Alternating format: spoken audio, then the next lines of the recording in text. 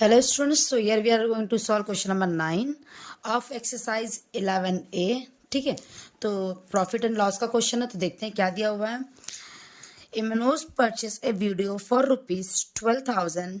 He sold it to Rahul at the gain of 10%. देखिए, मनोज ने किसी टीवी जो वीडियो सेट को उसने परचेस किया तो उसका कॉस्ट प्राइस दिया हुआ है और उसने उसको सेल कितने पे किया हुआ है, 10% पे सेल किया हुआ है.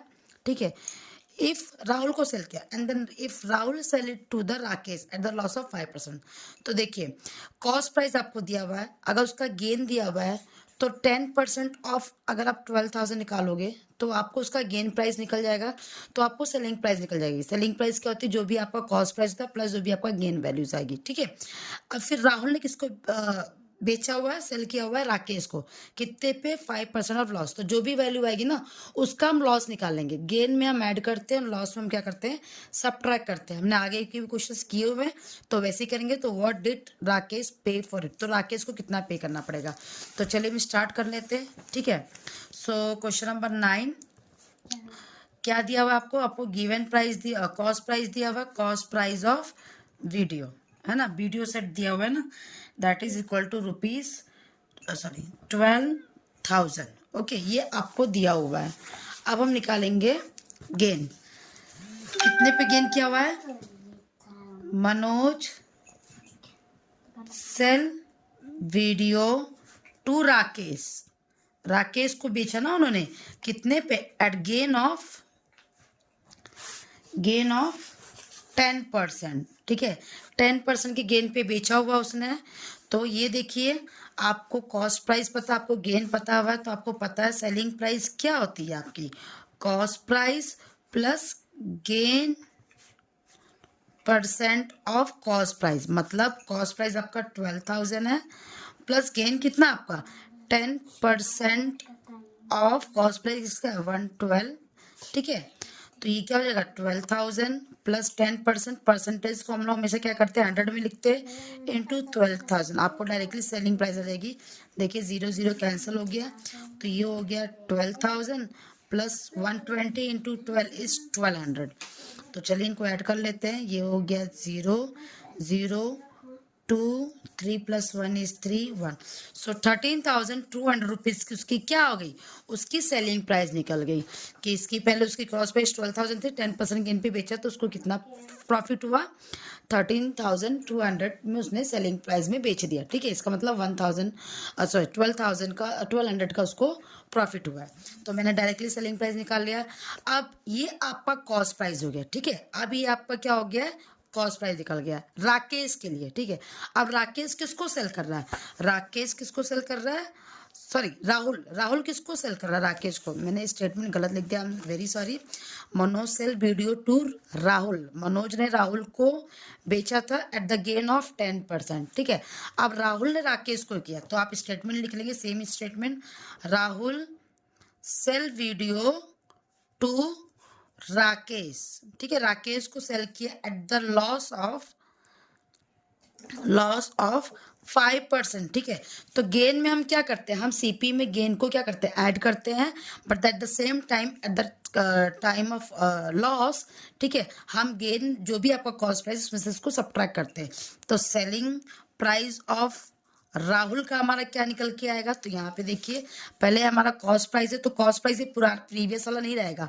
राहुल के जो कॉस्ट प्राइस है ना वो ये वाला है, इसने इतने में खरीदा था इसने. ठीक है, cost price minus loss percent of cost price. ठीक है, तो कॉस्ट प्राइस मेरा कितना है 13,200 माइनस लॉस कितने परसेंट का था, 5% ऑफ सीपी मेरा कितना इसका 13,200. ठीक है, तो ये देखिए बहुत ही इजी क्वेश्चन है, बस थोड़ा सा अंडरस्टैंडिंग की जरूरत है. परसेंट है तो इसको हम 100 से डिवाइड कर देंगे इंटू 13,200. तो चलिए कुछ कैंसिल हो रहा है, यस कैंसिलेशन है, इसको कैंसिल कर देते हैं. ये आ जाएगा 1300 माइनस 5 2 10 1 5 3 15 14 5 1 5 प्लस 1 6 640. अब इसको सब्ट्रैक्ट कर लेते हैं. 0 6 10 minus 4 is 6, then 11 minus 6 is 5, and then 2, and this is 1. So 12,560 rupees. तो दिस इज योर आंसर। तो आप राकेश को, ये इसका सेलिंग, राहुल का सेलिंग प्राइस है ना, राहुल इतने में सेल करेगा, जब 5% के लॉस में किया तो इतना, मतलब राकेश को कितना पे करना पड़ा, राकेश को यही अमाउंट तो पे करना पड़ा। So therefore Rakesh has to pay, ठीक है, जो भी स्टेटमेंट है स्टेटमेंट लिख दीजिए, ₹12,560। Okay, so this is your answer.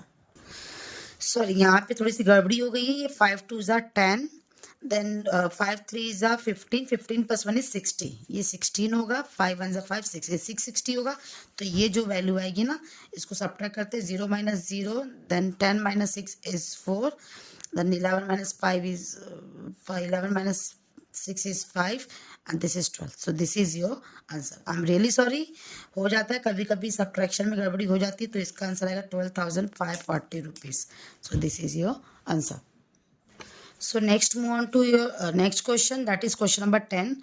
On selling of sofa set of ₹21,600, a dealer gain 8%। ठीक है, यहाँ पे देखिए आपको कॉस्ट प्राइस नहीं दिया हुआ, आपको डायरेक्ट सेलिंग प्राइस दिया हुआ है। सेलिंग प्राइस इतना देने पे उसको कितने का गेन हुआ है, 8% का गेन हुआ है। For how much did he purchased it, ठीक है, तो उसने कितने में खरीदा, मतलब यहाँ पे आपको कॉस्ट प्राइस पूछा है। और सेम क्वेश्चन मुझे 11 भी दिख रहा है, तो 11 में देखिए क्या दिया हुआ है, on selling of watch for ₹11,400 A shopkeeper loss 5%। यहाँ पे गेन हो रहा है, यहाँ पे क्या हो रहा है, लॉस हो रहा है, ठीक है। For how much did it purchase it. तो यहाँ पे देखिए, अगर आप फॉर्मूला बेस करेंगे तो आपको फॉर्मूला मैंने आपको पहले ही बताया हुआ है कि अगर आपको एसपी दिया हुआ है और आपको गेन परसेंट दिया हुआ है ना, तो जो सीपी का फॉर्मूला होता है ना, वो होता है 100/100 plus gain percent into SP, क्योंकि एसपी आपको दिया हुआ है। और सेम सीपी लॉस के टाइम पे क्या होता है, सेम फॉर्मूला है, बस 100, यहाँ पे गेन हो रहा है तो ऑब्वियस हम ऐड करेंगे, लॉस हो रहा है तो यहाँ पे हम लॉस परसेंट को सब्ट्रैक्ट करते इनटू एसपी, ठीक है। सो आप डायरेक्टली, अगर आपको फॉर्मूला याद है, ठीक है, तो आप डायरेक्टली इस फॉर्मूला को अप्लाई कर लीजिए, आपको आंसर देगा। बट कभी कभी क्या होता है ना कि हम फॉर्मूले में कंफ्यूज होते हैं और हमें फॉर्मूला नहीं याद होता है, ऐसे केस में हमारा कॉन्सेप्ट काम आता है। तो कॉन्सेप्ट देखिए कैसे यूज होता है, जब भी हम बात परसेंटेज की करते हैं, प्रॉफिट एंड लॉस की करते हैं ना, तो हमारा जो भी वैल्यू होती है ना, वो 100% में होती है। तो जैसे कि ये जो आपका on selling of sofa set दिया हुआ है ना, ये 8% के गेन पे दिया हुआ है, तो कॉस्ट प्राइस हमेशा क्या होता है, कॉस्ट प्राइस हमेशा 100% में होता है। तो यहाँ पे देखिए, अगर हम कॉन्सेप्ट वाइज जाएंगे तो इनकेस अगर आप फॉर्मूला भूल भी जाते हैं ना, तो आपका कॉन्सेप्ट से आपका आंसर आ जाएगा। अगर आपका कॉन्सेप्ट क्लियर है तो आपको कोई प्रॉब्लम नहीं होगी। तो यहाँ पे स्टार्ट कर देते हैं क्वेश्चन नंबर 10, ठीक है। तो let cost price is equal to 100%, ठीक है, क्योंकि कॉस्ट प्राइस हमेशा क्या होता है, 100% में होता है। तो सेलिंग प्राइस, ठीक है, selling price of sofa set statement लिखना थोड़ा जरूरी हो जाता है, इसलिए लिख दिया कीजिए, selling price of sofa set at gain of 8%, ठीक है। तो सेलिंग प्राइस कितना हो जाएगा, कॉस्ट प्राइस प्लस जो भी आपका गेन है, तो गेन कितना है मेरा 8% का, तो मेरी वैल्यू क्या हो जाएगी 108%। इसका मतलब जो मेरी सेलिंग प्राइस दी हुई है ना, वो कितने का दिया हुआ है, 108% का दिया हुआ है। So therefore 108% is equal to 21,600 rupees, ठीक है। तो आपको यहाँ पे 108% की वैल्यू दी हुई, क्योंकि गेन दिया हुआ। अगर यही लॉस होगा तो 100% में कितने का लॉस हुआ है, आपको 5% का लॉस हुआ है, तो वहाँ पे आप 100 में से 5 माइनस करेंगे, मतलब वो 95% की वैल्यू दी हुई है, ठीक है। अब मुझे 100% की वैल्यू निकालना है, मतलब मुझे कॉस्ट प्राइस निकालना है। तो सीधी सी बात है, मैं डायरेक्ट तो निकालूंगी नहीं, आपने यूनिटरी मेथड पढ़ा हुआ है, अगर मुझे 1% की वैल्यू पता चल जाए तो मैं 100 का निकाल सकती हूँ। तो बाई यूजिंग यूनिटरी मेथड मैं 1% की वैल्यू निकालूंगी। तो 1% की वैल्यू निकालने के लिए हम क्या करते हैं, यहाँ पे 108% की वैल्यू दी हुई है, तो 1% क्या करेंगे, ये डिवाइड मल्टीप्लाई, यहाँ पे आगे क्या हो जाएगा, डिवाइड हो जाएगा, तो हो जाएगा 108%। तो देयरफॉर 100% की वैल्यू क्या हो गई, हम इसको क्या करेंगे, 100 से मल्टीप्लाई कर देंगे, 108 इंटू 100। अब देखिए इसको कैंसिलेशन कर देते तो बहुत इजीली आंसर आ जाएगा। अगर मैं इसे कैंसिल करूँ तो ये देखिए कुछ 4 से कट रहा है, 4 2 ज़ा 4 7 ज़ा 4 5 ज़ा 4 4 ज़ा 00, 9 से कट जाएगा, 9 3 ज़ा 9 6 ज़ा 00 एंड देन 3 1 ज़ा 3 2 ज़ा 00। तो देखिए आंसर आपका कितना गया, 200 into 100 that is 20,000 rupees. So the selling cost price of, therefore cost price of sofa set is equal to 20,000 rupees. So this is your answer, ठीक है। अब आप देखेंगे जो मेरा फॉर्मूला था, मैंने जो आपको फॉर्मूला बताया था सीपी, कि अगर आपको एसपी दिया हुआ है, सीपी पूछ रहा है, गेन दिया हुआ है, तो देखिए फॉर्मूला क्या होता है, 100 अपॉन 100 प्लस गेन परसेंट, ठीक है। गेन परसेंट कितने का था, 8% का था, इनटू योर सेलिंग प्राइस। तो अगर आप वैल्यू सब्स्टिट्यूट करोगे, ये मैं बता रही हूँ इसलिए कि आपको कोई डाउट्स ना रह जाए, ठीक है। अगर आपको फॉर्मूला याद है तो भी आपका आंसर बड़ी इजीली आ जाएगा। 100 प्लस 8 तो कितना हो जाएगा, ये 108% इंटू योर एसपी इज 21,600।